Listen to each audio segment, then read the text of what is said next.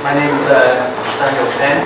I'm one of the co-founders and directors of the AE Foundation, which is a foundation to sort of generate discourse among academics and practitioners. And of course, we like to travel and we like to talk to people, and so we've come here to speak to you. And just to let you know that these sessions that we have are very open, which means that it's expected to be a kind of larger conversation.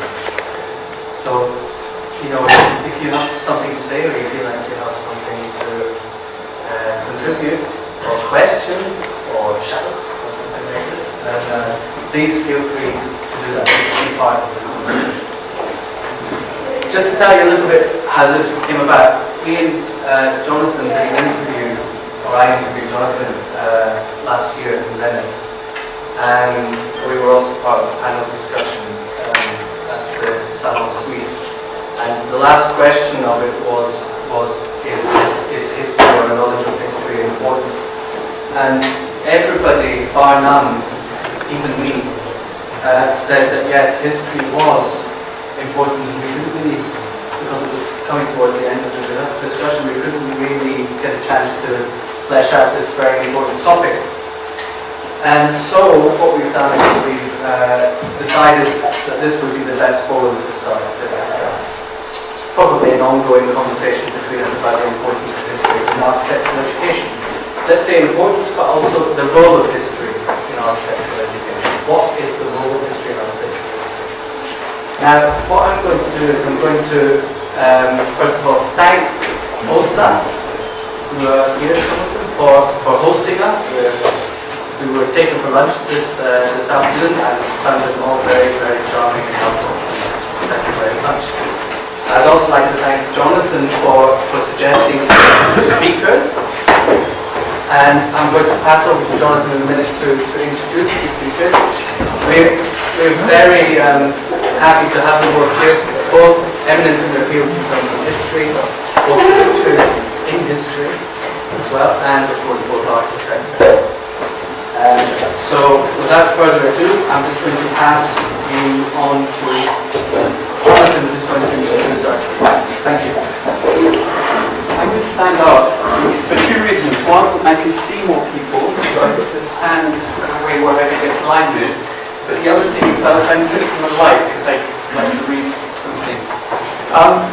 Thank you for this introduction, and I'm also delighted that we were able to be flexible about time, because it's wonderful that some of my colleagues and some contributors to the, I think now it must feel like a marathon event that's just finished, and it's really beyond the call of duty to come and attend this event as well. I too would like to really thank the Student Association. I always feel that you organise the hottest events. That's a very polemical point to make, but I think what happens in these spaces are always edgy, and I certainly enjoy that. And I would certainly also like to thank Samuel and Penny Lewis for helping organise this event. Before I introduce this evening's two protagonists, two speakers, I'd like to just build a little bit upon what Samuel has just said by way of the background. And it really was almost to the day a year ago when we were in Venice at a discussion that was very wide-ranging. But it was a discussion to do with an attitude to architectural issues, a questioning of the role that I place on architectural history as a teacher and a practitioner. This event is certainly not about my involvement in these issues, but I do, however, consider it to be increasingly important in our work. Our discussion also turned to my involvement in teaching and the debt that I feel I owe both of the speakers who are here this evening. Irina Davidovich provides, for me, an ongoing form of critical support, particularly in my attempts to articulate ideas in words And I think it's true to say that she's a frank critic of the work of my practice, a role I value very highly. Mika Bandini has over a much longer period of time, has been a guiding force to me. From the time I was a student at the AA in London. Mika is the person that gave me my first teaching job. And at the time, as the head of school at the Architecture School of North London, she made a promise that she more than generously fulfilled, one of teaching me how to teach, or rather, how to begin to teach. I would say, Mika, that the lunch we had today reminds me that this role seems wonderfully open-ended. And finally, it was Mika who stated in characteristically forthright terms that as a young practice, Stephen Bates and I needed to have a position to be in any way considered intellectually worthwhile practitioners. Again, this is something that we're constantly attending to, but I would say that as 27-year-olds, which by my calculation we were at the time, this was the best piece of advice we could have received. Julina Davidovich is an architect and a writer. She grew up in Romania, completed her training in the UK, and after working for short periods of time in the offices of Caruso St. John, Jonathan Wolfe, David A.J., and for a longer period of time, the London office of Herzog and de Meuron. She changed to a theoretical practice, completing her doctoral studies at the University of Cambridge in 2008. She was a recipient of the RIBA's President Award for Outstanding PhD Thesis, and has, until recently, been teaching history and theory with Alex Starrer at the University of Kingston, besides writing and contributing to numerous journals and conferences. And more recently, completed Forms of Practice, German-Swiss Architecture, 1980 to 2000. Sorry, I'm a bit dyslexic. And is currently editing a book on the work and legacy of Alan Colquhoun, and with Kurt Berlage, the work of recent London architecture. Something I have more than an interest in. Mika Bandini is also an architect, an urban planner, and is an artist. She's based in Tuscany. She was born in Rome, and in 1967 enrolled at the Rome School of Architecture, where she assisted Bruno Zehi. In 1979, she joined the AA, where she founded and co-directed with Roy Landau the History and Theory graduate program for the following 14 years. In 1990, she became the head of the School of Architecture and Interior Design at the University of North London. And as a final point, I would say that the legacy that she left this school and London architecture cannot be overstated. So, I think that's my duty, which was a great pleasure, fulfilled. Like everybody here, I think intrigued and anticipating the discussion that's about to follow. I understand the structure of it is both contributors will give a short statement on maybe that's overstated, some reflections on the subject of this evening's talk, and a subsequent discussion will evolve. So, Julina, you go first. Okay. Thank you, Jonathan. Just before I start, I want to thank you and Samuel and Penny, the Architecture Education Foundation, and the students' organization the academia for organizing this. In fact, I have to say this is perhaps the best ever venue that I spoke. It's fantastic. I really like it. And for everybody turning up on Friday night, it's much appreciated. May I add that if the people who are at the door want to be at the door because they want to get out, it's fine. Otherwise, just sit around there. So come in if you want to come in, or if you want to go out, that's fine.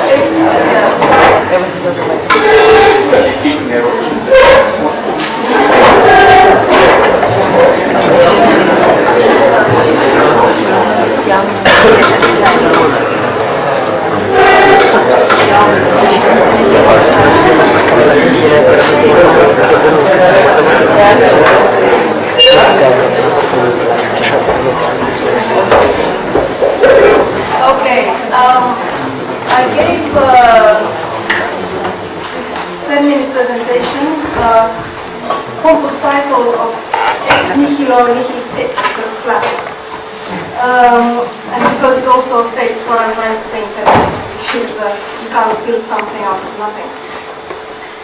And for a certain amount of precision, I'm going to refer to notes, but afterwards I'm down to the daunting format of a debate with Mika Bambini.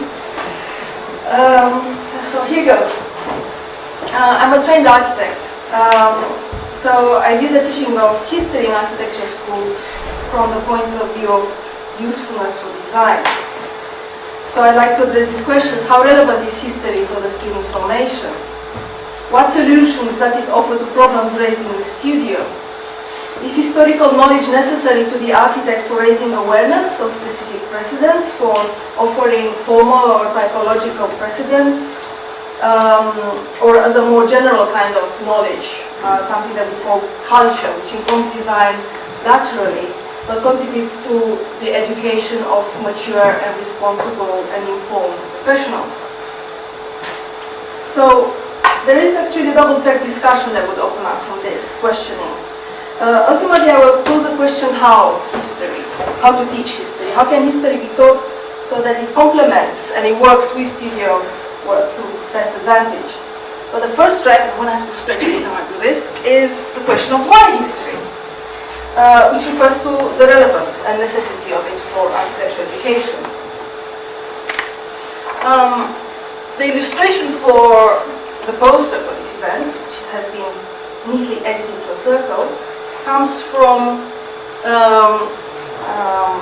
painting by Arjuna Pantafora, La Città Analoga, which was shown for the 1973 Triennale in Milan, which was curated by Aldo Rossi. This is an older version of it, sorry, a more recent version of it without the Razionalismo exponents in front, so you can look at it more carefully. You can see one central, one in a more sorry, I can't. So one in a central position, one in a more lateral position, two of Rossi's own projects, the Galaratese apartments and the Partisans Monument at Segrate. They are placed along a range of seminal historical buildings, which I'm not going to show, but you can look at them: the Pantheon, Berens Aeger Turbinenhalle, Los's Michaelerplatz, Hilbersheim's Großstadt, Terranis Casa del Fascio, and many others. Significantly, the title and proportion of the painting recall the Quattrocento panel of the Città Ideale. I don't think that this is a coincidence. The painting is not only a commentary on how architecture, modernism included, relies for formal definition on the cultural and historical repository of classicism, but this is an ideological charged revision of the ideal city. A city, and I'm going back to Pantafora here, both socialist and utopian, at whose disposal history places its monuments. Pantafora's painting is a metaphor for the classical genealogy of Razionalismo. It illustrates a paradox much repeated in Rossi's teaching and work, that nothing comes out of nothing. If we are to accept history's relevance for architecture, this should not be taken literally as a design prop. This is a slide shown by Johnson's Royal Academy lectures. Firstly, architectural history has a somewhat separate existence as a discipline. For the art historian, this is a branch of the humanities which needs no justification beyond itself. The record of cultural artifacts and the understanding of relationships between cultural products and the historical conditions of their production are in themselves significant and worthy of study. This disciplinary understanding runs parallel or even counter times to the bricolage that is architecture education. Why would history as a standalone discipline need to be studied in School of Architecture and not solely in art history departments? Indeed, how can the secondary role accorded to history in architecture schools do justice to the methodological rigor required by its nature as an academic discipline? One must recognize that the methodologies and aims of history vary considerably between art historians and architects. The former demand absolute precision and perhaps prudence in the way the past is represented. The latter require or fit historical discourse to a design agenda, and are therefore more prone to distortions. Such distortions are unorthodox and could seem dubious to the art historian, a little bit like Cantafora's own architectural fantasy. The construction of parallels between architectural production of, say, the Renaissance and modernism is an approach specific to architects and architecture educators rather than art historians, and the row kind of successfully bridges the two. Yet, to the practicing architect, it is relevant because it creates associations and metaphors which can be used in design. A second observation, this is a slide for that. A second observation is that while teaching history in architecture schools presupposes a degree of usefulness for practice, this is hardly to be taken literally. Modernist architecture education did away with history altogether. The tabula rasa was, at least at surface, a disavowal of the past in favor of a technologically determined future. The postmodernist reinstatement of history in the 70s was still a failure in as much as it involved the literal imitations of past forms. Postmodernism's long-term contribution was a typological exploration which revealed motives of continuity within culture. Alan Cocoon once identified as the more feasible of postmodern projects the recovery of history through the persistence of types, in the works of Rossi and Sterling, among others. The careful and difficult reconstruction of genealogies, like those made visible in Cantafora's Città Analoga, indicates what the role of history might be. So as a point of departure for the discussion of white history, one possible answer could be because nothing comes out of nothing. We need to know where we are coming from in order to find out where we are going. How history should be taught? To answer this, it is first necessary to establish exactly to what end we teach history. I rephrase a question mentioned earlier: why should history be understood? Should history be understood to influence design directly or not? Trying to teach only those aspects that offer direct insights into present practice gives rise to unbridgeable gaps in a general cultural understanding. Let me give an example. When I first tried I was assigned a series of lectures that would span the history of Western culture from Sumer to the end of the 19th century over 12 weeks. This was a rather daunting format, which is known as a chronological survey. And I tried to jazz it up by concentrating on characteristic types for each historical epoch. So I was running a lecture series on the Greek temple, which in fact was a lecture wonderfully provided by Alex Nora here. The Roman Domus, the early Christian Basilica, the Gothic Cathedral, etc. And I ran aground immediately with my first lecture, which was on the Roman architecture, because I had to cover not one but several characteristic types, which were all essential to historical developments ever since. I recognized that no lecture on the Roman history of architecture could skip on the Pantheon and the Colosseum, especially for first-year students of architecture. I felt particularly responsible. But my unorthodox and less than disciplined approach allowed me to insert various slides in the lecture of Roman architecture, which gave me a lot of pleasure. I don't know if the students enjoyed it as much, but drawing these kind of parallels between the Roman models and subsequent interpretations throughout history. So this chronological survey is a vertiginous compression of historical time, and this presents a characteristic dilemma for the history teacher. Tensions between chronological and thematic approaches are particularly problematic for the early years of study, where history is usually covered in an extensive manner but superficially. History teaching is commonly perceived as a pyramid, starting with a wide base, which is this sweeping chronological survey, and then subsequently honing in through optional modules on more particular episodes of history that are more relevant perhaps.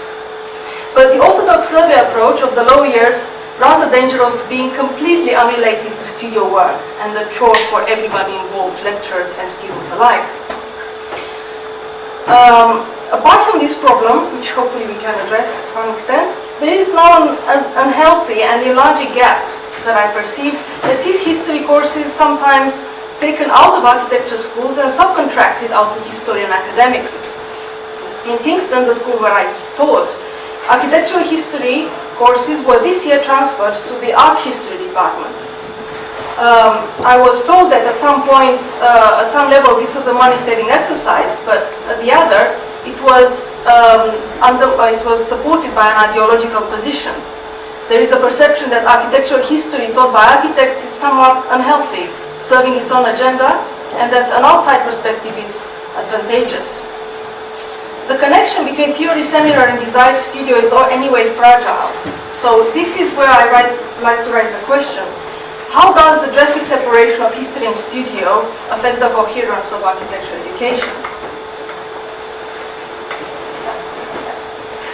For one thing, in architecture education, history remains secondary.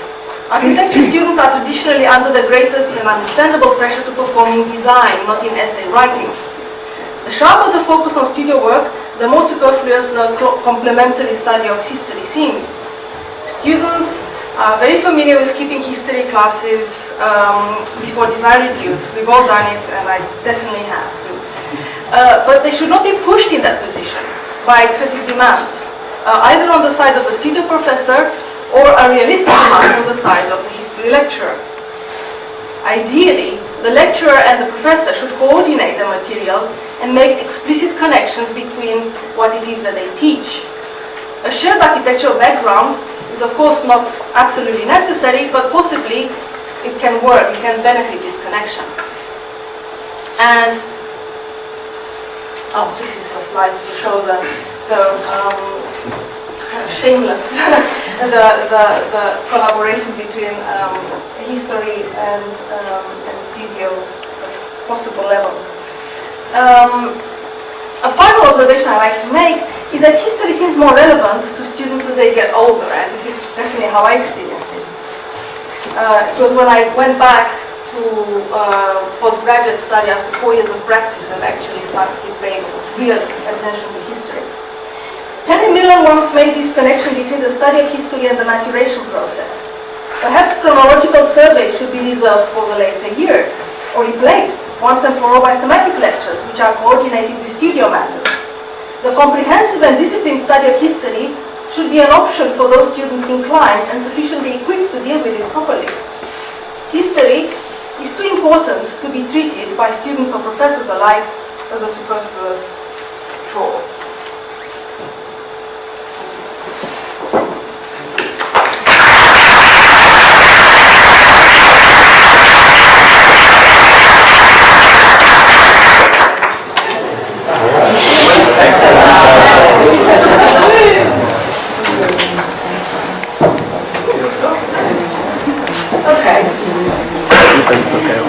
What can I say? She's right. Obviously right. And she's obviously right, especially in this place. So I got to play the devil's advocate. There's no other thing that I can do.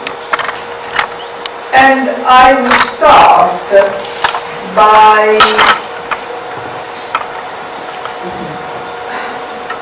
describing to you an art exhibition which is going on at the moment at the Gagosian Gallery in New York.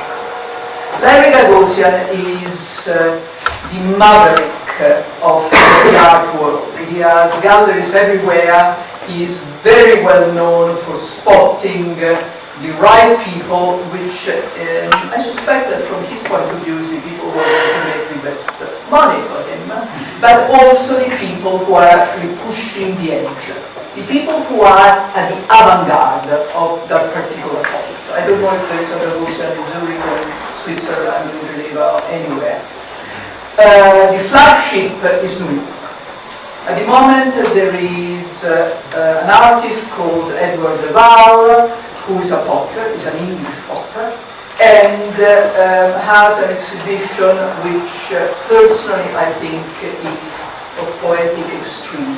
I only saw it on the web, so that's my only reservation. It's a series of an alternation of white and black pots, a repetition of them, and there are cylinders, there are mugs, there are plates, they are all placed very carefully on the white frames and the black on black frames.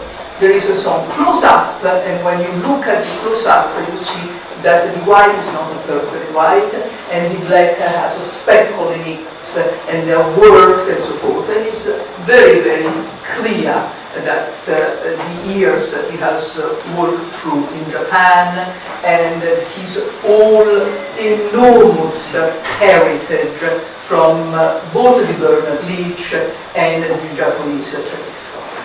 Now, this chap is also extremely well known because a book he wrote, which I wonder how many of you have read. I know that Irina has, and the Hair with the Amber Eyes, won several literary prizes.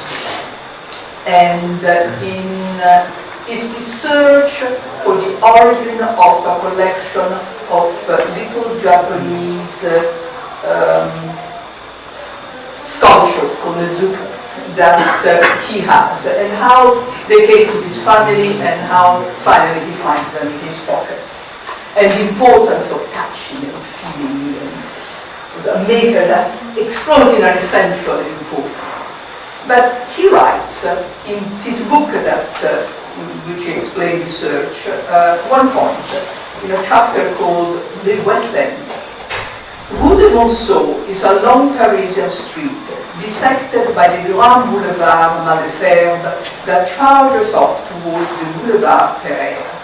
It is a hill of golden stone houses, a series of hotels playing discreetly on neoclassical themes, each a minor Florentine palace with heavily rusticated ground floors and an array of heads, carriages and cartouches. Number 18, Rue de Monceau, is utterly beautiful. And here I'd like you to put your ears in listen to what you said at this point. As a boy, I used to draw buildings like this, spending the afternoon carefully inking in shadows, so that you could see the rise and fall of the depth of the windows and pillars. There is something musical in this kind of revision. You take classical elements and try to bring them into rhythmic life. Four Corinthian pilasters rising up to face the facade. Four massive stone urns on the parapet, 5-story high, 8 windows wide. The street level is made up of great blocks of stone, worked to look as they have been weathered. I read the book. I look at the website of his exhibition. I can't explain it in words.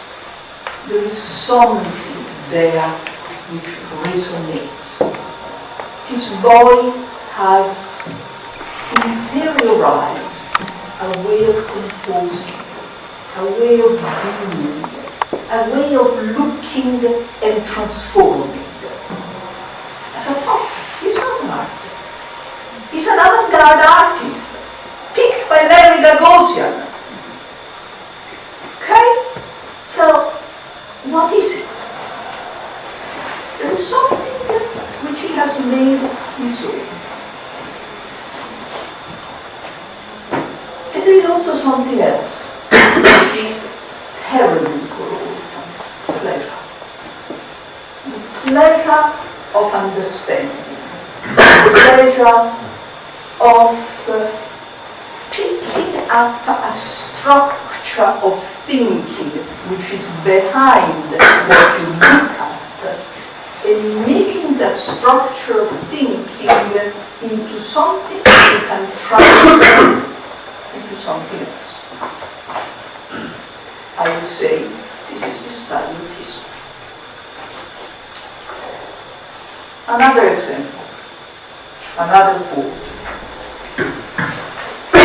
Something that we actually touched briefly this morning in Professor Service's studio, and which I apologize if I repeat. Louis Kahn, in his lecture, the most important and the most worked on article he ever wrote, which was the acceptance speech for the gold medal, wrote a word about beauty. Beauty is an all-prevailing sense of harmony, giving rise to wonder from its revelation poetry. Is it in beauty? Is it in wonder? Is it revelation? A work of architecture is but an offering to the spirit of architecture in its poetic beginning. The word here is beginning. Now, if we want a gossip, we do know why Lucan went to Rome and became a Roman scholar. He was having an out-of-wedlock child. It was the ban of the Society of Philadelphia. He needed to escape from the ideal. Got the scholarship in Rome, closed himself into the Rome Academy in Rome, and he went to look at the Colosseum. He went to look at the Basilica of Mendrisio. He went to look at this. The other things that we know is that he did sketch of the Cathedral of Albi.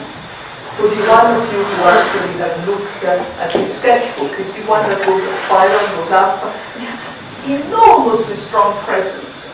And there is one slide that Irina put in that went rather quickly, that was that pinky building there, that it was a Lucan stuff.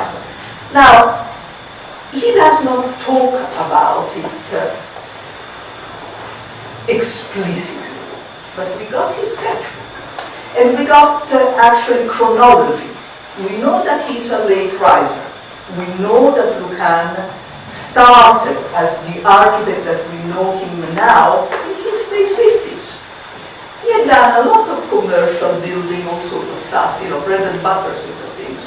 But the stuff that we know him for is late stuff. Okay? And it's the stuff that happened after his sketchbooks. It's the stuff that happened after he went to Rome.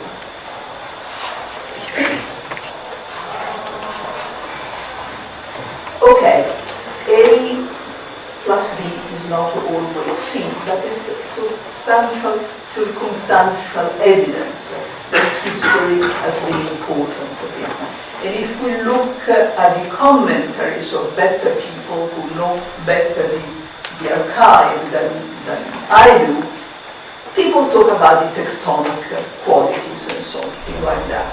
So, in a way that is actually not apparent, the same thing that happened to Edward the Bard has happened to Kahn. In a way that I cannot explain, it happened. He learned. He got something that transformed what was his life. This is the way in which architecture is relevant for architects. It's a mystery as much as it is a mystery the process by which we learn design and we learn how to do a good piece of design. At some points it happens I taught design, I miss teaching design, I like teaching design, I teach design in a reasonably structured way, trying to give a methodology for it. And then something happens if it is really good design. And that thing happens at levels of sophistications which can be better and better the more one puts something in order to get something out. However, thanks God that architecture is not always poetry. Thanks God we do not have that burden. Thanks God that we have a social program, a functional program, and all of that sort of things, which are equally important as our knowledge of everything else. Now, I have studied enough art history, historiography, methodology of art, methodology of science, in order to shake off from me the sense of deep ignorance that I had after 7 years of architecture education in Rome, and actually after being assistant of Bruno Zevi and both Ludovico Paroli. So I had the grand masters who were apprenticeships with me. But I still felt, and not because I'm a particularly modest person, I just felt that architecture did not equip me to really teach architectural history properly. And the models I had with the Vincent Scully, the Colin Rowe, the Bruno Zevi, they were the sort of people that put Le Corbusier Villa near Renaissance, near the Canton. So the historical perspective was completely flattened. There was no understanding whatsoever beyond the form. This is beautiful, that is beautiful. I still see, while I'm talking to you, at the Royal College in the late 90s, Colin Rowe arriving, all of us go to see him, and he's standing in front of David and the Ville-Savoie, David of Michelangelo, the Ville-Savoie putting his feet almost centrally and saying, "This is beauty." I was going, can't stand this. My reaction was, stop teaching people to cannibalize. Stop teaching architects to be so surface-oriented. I understand also very little at that point. I was young, I was polemical, I was in any way trying to find another way. You know? And I did not understand that process that I was talking about before, the process of Edmond de Waal and the process of one of the great figures of architectural education was the dean of Penn University, the person who employed Louis Kahn, and who employed Vincent Scully. And he said, I do not want to have any art historian teaching in this school. Architectural history needs to be taught by people who have architectural education. Yeah, but people who have architectural education, I think as ignorant as I am. Unless they study a lot, and they study by themselves, because the school does not prepare them. Also, the brief that these two people have given us is a very large brief. What is the role of history in architectural education? Not what is the role of history in this beautiful, fantastic, privileged school like this one, where you actually do good project. And I know you do good project because I've been an examiner in the diploma. And I enjoyed every minute of it. And I know the projects are well thought of. And I know that design is terribly important in this school. But not all school of architecture like this. And especially architectural historians, one day are here, the other are there, and so forth. Architectural historians are the people who are responsible, I think, for a wider understanding. And the wider understanding is beyond, oh yes, I want to do a little bit of social history and I want to put a few connections there. And of course I do not do what Rowe does, but that's important. You know, it's beyond that remit. It's a political remit. It's a remit that has to do with issues of power. Why? Now, if you close your eyes one moment, please, really close your eyes. I'm not going to come and eat you. Try to go back to that time when a story was told. And you heard the words, once upon a time, c'era una volta. Words which have now graduated a long time ago in a galaxy far, far away. Open your eyes now. Remember that time. Remember that sense of magic that came out just like this is the way. Turn around. Once upon a time. The galaxy. History is far away. History is a long time. History suddenly becomes objectified. It becomes the truth. Or as truthful as we can make a myth. And one of the greatest mistakes that architectural historians make is they treat buildings like facts. Because they are facts. Because that's not an object. That must be an architectural fact. Now, if you study a little bit of historiography, you do know that an architectural fact does not exist. Not even Napoleon winning or losing at Waterloo. It's a series of events that unfold.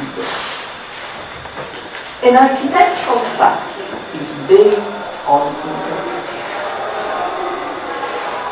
Now, there is a distance, a philosophical distance, an ethical distance, an historical and cultural distance between the person who interprets and the fact.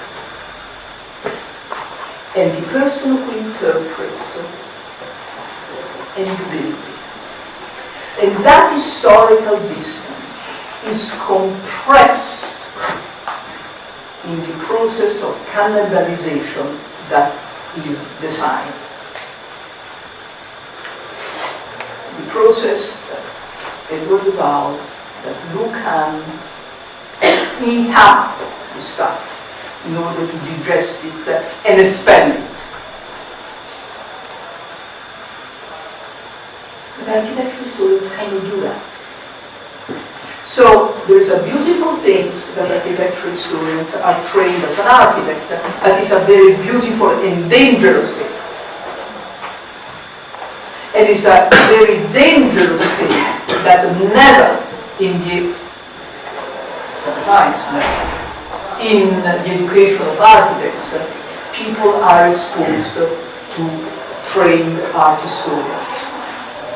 Because a trained art historian, a good trained art historian, or a political historian, or a social historian, or hopefully a cultural historian. Hopefully, I'm not a nostalgic, but I launch a name which now has been revived in all sorts of ways. A Foucault talking about the phalanxes and making us understand that it's not a typology of self, it's a history of power. It's something that oppresses people using architecture my brain, which is usually like that, starts to reach my ears when I hear actually something like this. Because I do understand something that nobody else has told me before. So I do not want always architectural historians to be trained architects in the curriculum of architectural schools. I have been privileged to make probably 4 or 5 curriculums of in architectural schools, because I went for all sorts of reasons, both in the United Kingdom in 2 schools, 3 actually, and in the UK, in the United States, in 1 school, to do several curriculums. So I overhauled the whole curriculum. You know that I did it at London completely. And, writing a curriculum for a school of design is an ideological exercise of power. You decide how many hours you give to what. And by deciding that, you decide what is important, why it is important. You decide who does it. You decide how you apportion your budget, who you are going to pay to do what. Now, I did employ English graduate to teach architectural history and not law. Because he was talking about eccentric spaces. He was talking about stuff that was not normally in books. I actually did not even like what he was doing. It was not my way of doing things, but that did not matter at all. Actually, it was much better, because it was something else. So, yes, if you have that sort of privileged,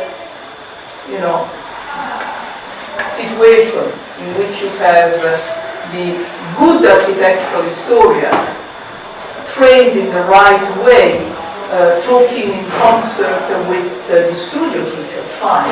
But also in that situation, I think that the architectural historian and architectural historian teaching in schools of architecture are always contemporary critics as well. They have to keep a distance and an agenda of responsibility.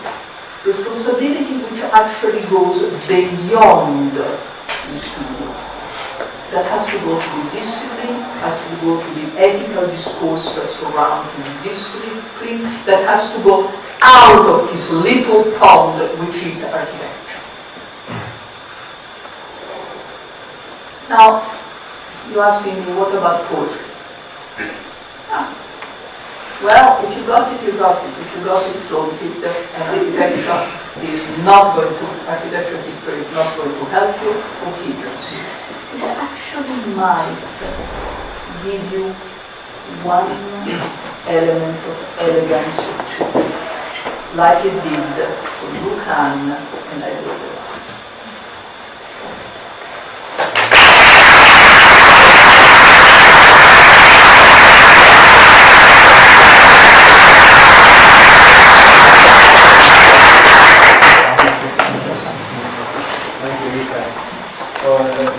Inspiring few moments.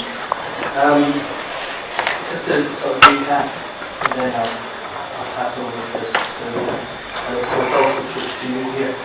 I think you were talking a little bit about how you might coordinate architectural history, and of course this paraphrase and maybe very simple about it, but in a sort of meaningful way into the design process. And you were saying something that would take a long time to digest. It means I have not been effective and I've been very complicated. No, you were trying to say that somehow poetry or architecture, of course this is again paraphrasing, poetry or greatness, I would say, or some sort of feeling, isn't necessarily found in either of those disciplines. That could be anywhere No? Does that make sense? Maybe.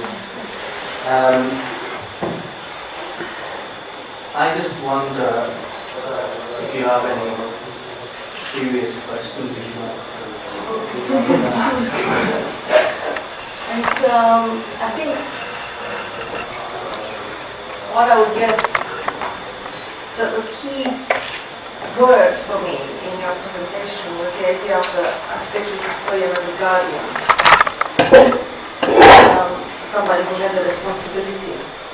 And I remember discussing my hopscotch, and I admit by all means it's improvisational, but I think it's improvisational because it has an energy, an intellectual energy about it, this idea of bringing together and trying to find motives of continuity in works from different epochs. I'm sure we're going to come back to this. But I was discussing this idea of inserting slices of the Yakima and discussing it on my domus with an art historian, and he was kind of leaning the face to fight it, and he said,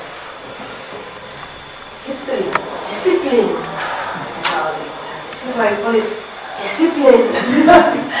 And so I felt very much told off, yes, and corrected. Of course, historians have a very important role, and of course they offer a way out of the minutiae of practice in studio. And ultimately, we're talking at the level of the right people, whether they're architecture trained or art history trained, to instill a level of knowledge and to inspire the students to do work. Just learn and absorb. 2 points that I wanted to make. One is, I was taught by eccentric spaces guy, and he talked to me about poetry, and I was completely blown by his presentation. And then he said, well, select a topic for your dissertation. And I selected a topic which happened to be what I related it for my doctorate, to do with Swiss architecture, and I haven't seen him at all until I handed in the dissertation. He did something absolutely fabulous, but he didn't make any effort to engage with what I was thinking an awful. By then he had unfortunately left the school, which also had something to do with it perhaps. And he was not the one who inspired me into looking at history. The people who actually brought history very clearly and squarely on my plate were Peter Carl and Dalibor Vesely at Cambridge. Peter Carl brought the postgraduate students into his second year lectures, history lectures, which were this idea of this format of a chronological survey. And he would give 2-hour lectures, rocking slightly as he does, with fantastic openings, with a bibliography at the end of the 2 hours this long. And then he'd say, next week I'm going to talk about. And then he'd say, in 2 days' time, the postgraduate students are going to have seminars with you and explain it all. Goodbye. So the doctoral students, which were us, we had to, in 2 days, digest the bibliography that he had given us, try to understand what he had said in these 2 hours of wonder, and teach it to very sharp-minded and critical students who, if you got things wrong, would look at each other slightly. So this is how I learned history, by having to teach it. And the other thing I learned there, which is the second point I'd like to make, is that this undisciplined parallels between 16th century architecture, 15th century architecture, what happens in the 20th, the 21st century, or the 18th century for that matter. They are important in as much as they reveal motives of continuity within culture. This is something I'd like to believe that this continuity exists, and I'd like to find illustrations of it. And I think that I've devoted so far most of my time, whether explicitly or not, trying to find this kind of connections. I wrote once a piece about Valerio Olgiati and Baroque, which Valerio Olgiati himself appreciated, gave me 84%. But by agreement, he agreed 70% to something, 90% to something else, and anyway, he made a very nice average. But art historians wouldn't look at it, because of course, from a disciplinarian point of view, it's useless. It's a fantasy. It's a bit like this cartographer putting motifs together and just painting them on a wall for the generality. Whether this is bad or good, I think that it can be both. Absolutely. And you touched on so many things that thinking, shall I take notes? No, but I can't take notes, it's just too much.